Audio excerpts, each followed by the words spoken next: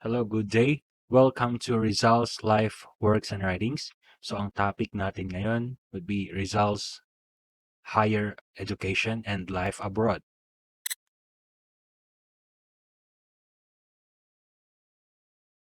So this is a continuation dun sa previous discussion natin na Rizal's education when he was in Ateneo and Santo Tomas.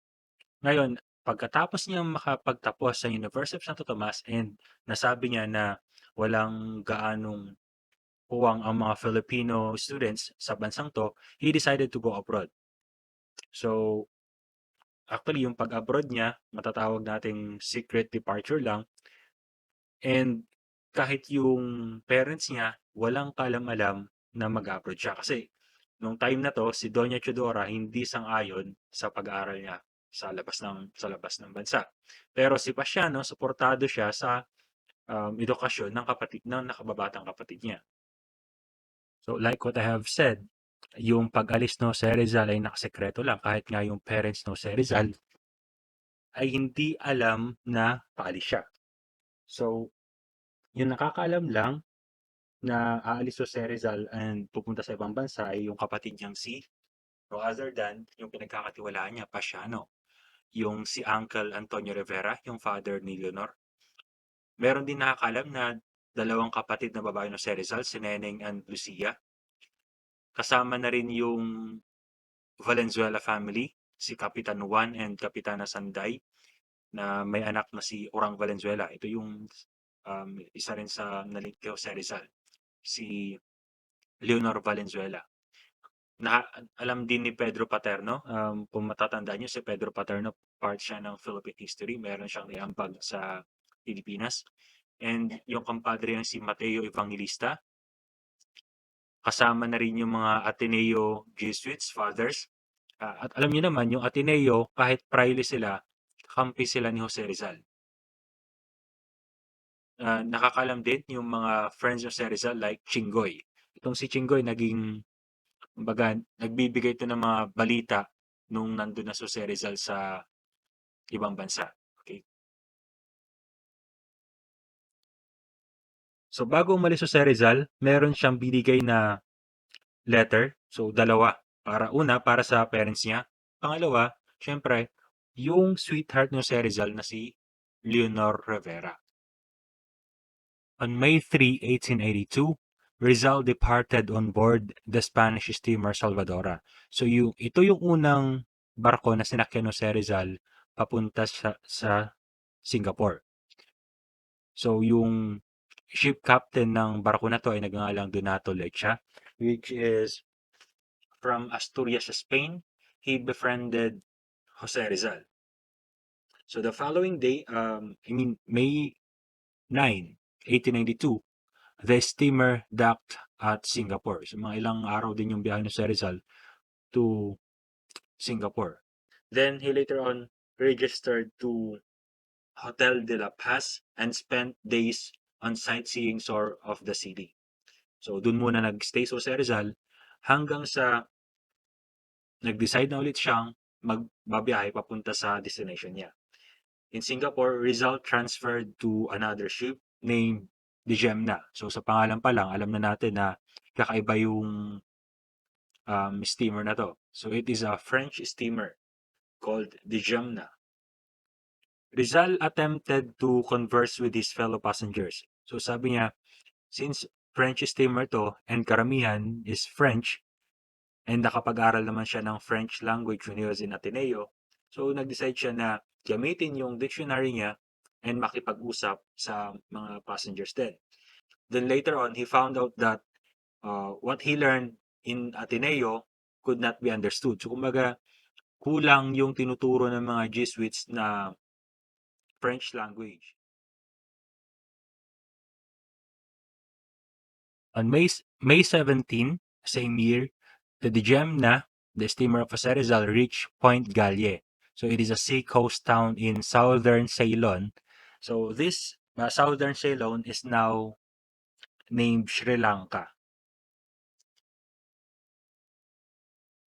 So Rizal was unimpressed by this town. So hindi siya natutuwa and he wrote in his travel diary that the general appearance of Point Galle is picturesque but lonely and quiet and at the same time sad. So the Gemna weighed anchored and resumed the voyage towards Colombo, which is the capital of Ceylon. So according to José Rizal, Colombo is more beautiful, smart, and elegant than Singapore, Point Galle, and Manila. Pero sa panahon natin ngayon, mas sikat na rin yung Singapore because it considered as a great cosmopolitan city-state in today's time. Mas nag-boom yung Singapore. So from Colombo, the voyage continued to Guardafu, Africa.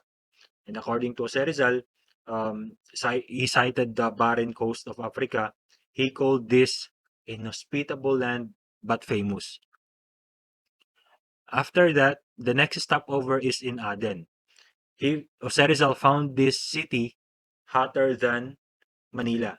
And sa lugar din na to, natuwa si Jose Rizal kasi first time niya makakita ng camel. Makita naman natin na walang camel sa Pilipinas. It was the first time he saw these animals. So from Aden, the Dejemna proceeded up to the city Suez Canal, the Red Sea terminal of the Suez. So by the way, Suez Canal was built by Ferdinand de Lesseps. He is a French diplomat engineer. It was inaugurated on November 17, 1869. So from port, they said steamer proceeded on its way to Europe. June 11, Rizal reached Naples. On the night of June 12, the steamer docked at French harbor of Marseilles. So after Jose Rizal bidding farewell to his fellow passengers, nag-start na siyang libutin yung Marseilles. And alam mo kasi no Jose Rizal na yung Marseilles na to, meron siyang nabasang novel when he was studying in Ateneo. Kung natatandaan niyo pa, The Count of Monte Cristo. So he visited the famous Chateau d'If where Dantes yung hero ng novel. So he enjoyed reading this novel of Alexander Dumas.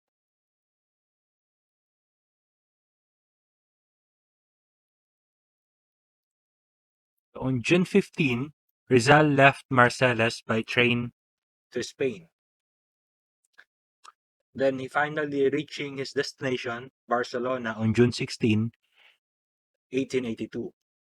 So Rizal's first impression of Barcelona, so actually that is the greatest city of Catalonia and Spain's second largest city. So actually it was unfavorable.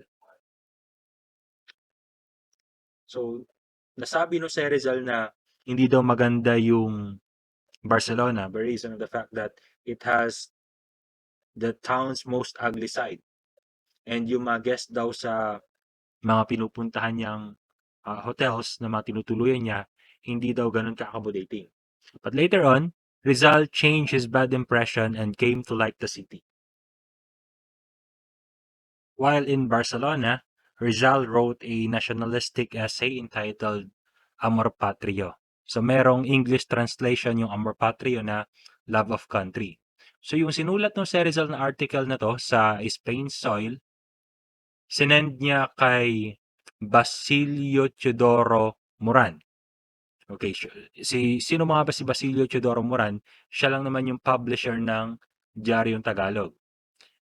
So, yung Diaryong Tagalog was published in two texts, Spanish and Tagalog, and nabasa yon ng mga Filipinos.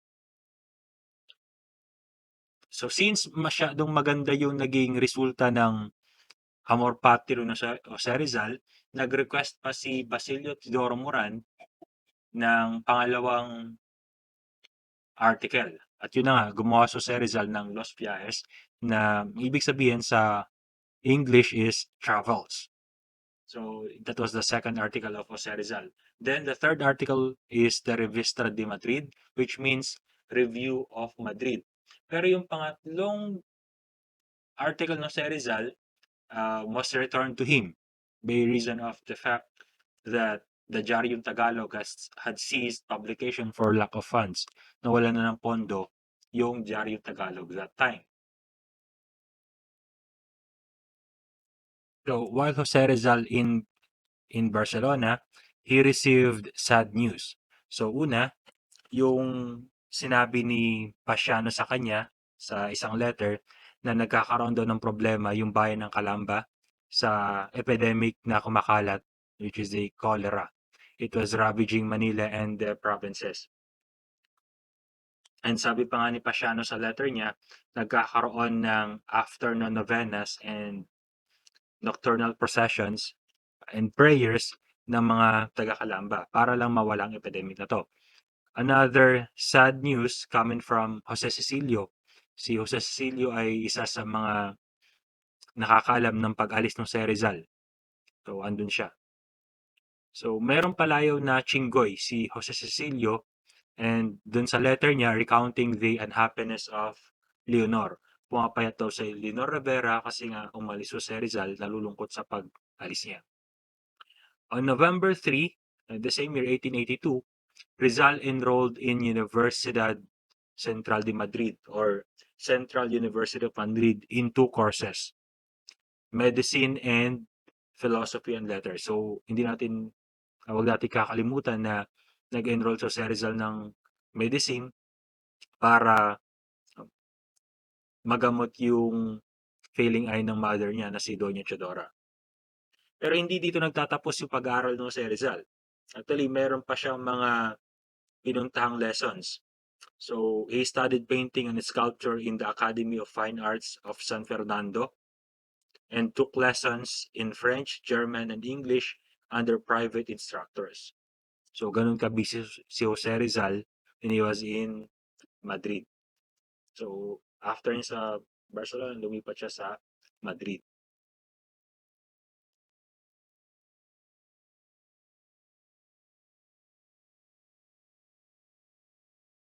So, Rizal led a Spartan life in Madrid, which means nagtipid si Jose Rizal nung nasa Madrid siya. He spending his money on food, clothing, lodging, and books. So, hindi niya sinayang yung pera niya, unlike dun sa mga Filipino na nagsusugal, umiinom, pumupunta sa kasa. And yung ganyang pangyayari na ungkat yan dun sa mga letters niya kay Pasiano. Sinusumbong niya na bakit kaya ng mga kasamahan ko rito, pinapadalhan na lang sila ng pera sa Pilipinas, sinasayang pa nila. So his only extravagance was investing a few pesetas for lottery. So nakakatawang isipin, ayaw no Sir Rizal sa sugal, pero isa lang yung sugal na na tinatangkilik niya, that is lottery sa pagtataya sa loto. Romance with Consuelo Ortiga y Perez. So Rizal was not handsome man, that's a fact. Hindi siya kagwapuhan. Kung titignan man natin yung mukha niya, probably nasa average lang yung pagmumukha ni Jose Rizal. Pero hindi naman kasi doon tinitignan ng ibang kababaihan sa physique ng isang tao. Because he possessed an aura of charisma due to his many splendid talents. And sabi natin, he is a noble character. No wonder that Consuelo, yung pinakamaganda sa anak ni Don Pablo, nagkagusto ko sa Rizal. So, Jose Rizal even composed a lovely poem on August 22, 1883, dedicated to Miss Consuelo. So, ang title ng ginawa niyang poem is A la Señorita COAP or To Miss COAP. So, ang tinutukoy na COAP dito is no other than Consuelo Ortiga y Perez. Though, hindi nagtagal yung samahan nila, nag-back out si Rizal for two reasons. First, he was still engaged to Leonor. Mas mahal niya pa rin talaga si Leonor Rivera. And second, may kasamahan si Rizal sa propaganda movement na nagangalang Eduardo Delete, who was madly in love with Consuelo, kaya ayaw niyang masira yung pagkakaibigan nila, siya na lang yung umatras para kay Consuelo. So shortly after the arrival of José Rizal in Madrid, he joined the Círculo Hispano-Filipino or the Hispano-Philippine Circle. So this a society of Spaniards and Filipinos. Ngayon, yung grupo na to, yung nakakasali lang yung mga magaling sa literary. So sabi ng mga yung members, kung marunong ka nga talaga magsulat, bigyan mo muna kami ng piece or verse para mapatunayan mo na marunong ka. And sa nakakatuwang pamaraan, yung ginawa ni Jose Rizal na piece, ginawa niya ng title na They Ask Me for Verses. Hinihingan nila ako ng verso. So, yung Spanish translation nun is Me Piden Versos. So, yung Me Piden Verse na to, pagka sabi ng mga members na gawan sila ng isang piece, ginawa kagad ng Jose Rizal and pinasa niya and nakita ng mga Espanyol na to kung gaano kataas yung talento ng Jose Rizal sa pagsulat. Then later on, natanggap siya sa grupo na to. Then after few days, Rizal went to Paris from June 17 to August. So, ang ginawa ng Jose Rizal, during his first summer vacation in Madrid, pumunta na lang siya sa Paris. So, after no Jose Rizal magbakasyon sa Paris, nasabi niya na lang dun sa travel diary niya na Paris is the costliest capital in Europe. Then later on, pumasok si Jose Rizal sa isa pang masabi nating samahan na secret society pa rin until now. Masabi nating sikreto pa rin yung samahan na to. So, Freemasonry. And actually, may malaking impact to sa buhay ni Jose Rizal and pati na rin sa pagbalik niya sa Pilipinas. So, March 1893, he joined the Masonic Lodge called Acacia. So, bakit siya sumama sa group na to? Mga members ng Masonic Lodge na to, meron silang kalayaan na pag-usapan yung problema ng bansa. And doon niya nakita yung kahalagan nito.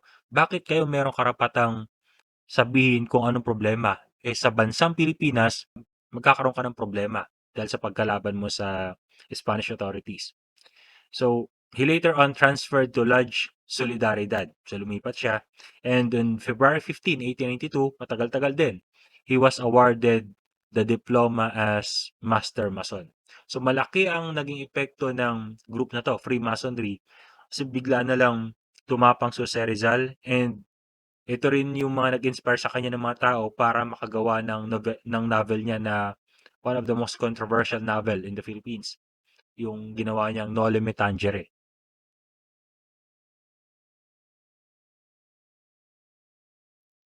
After Rizal's departure for Spain, things turned from bad to worse in Calamba.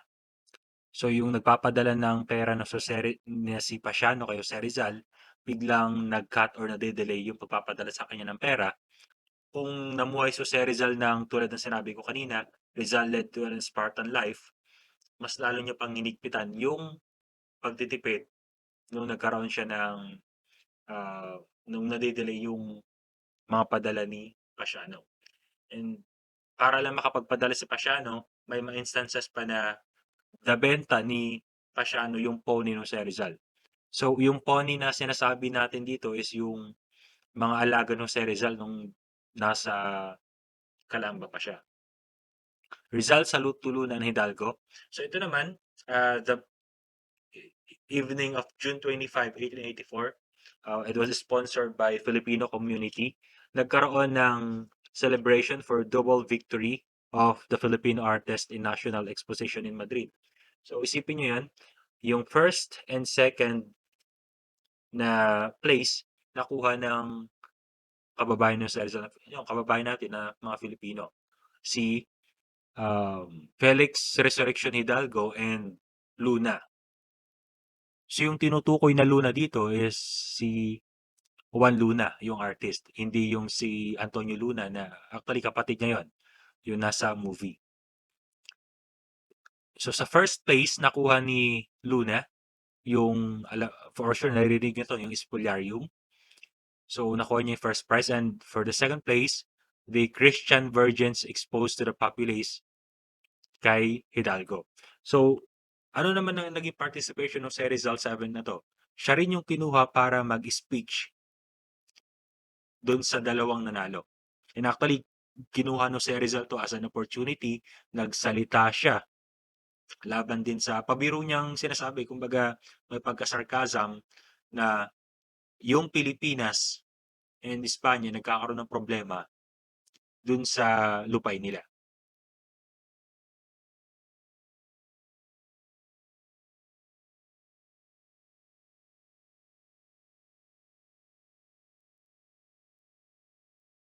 So, studies completed in Spain. Yung nakuha no si Rizal na diploma niya is yung licentiate in medicine. However, he did not finish the Doctor of Medicine kasi hindi niya nabayaran yung corresponding fees and hindi na rin siya nag-present ng thesis for graduation. He was not awarded for his doctor's diploma. So, actually, ito rin yung hindi rin sigurado kung karapat-dapat bang tawagan siya si Rizal na doktor.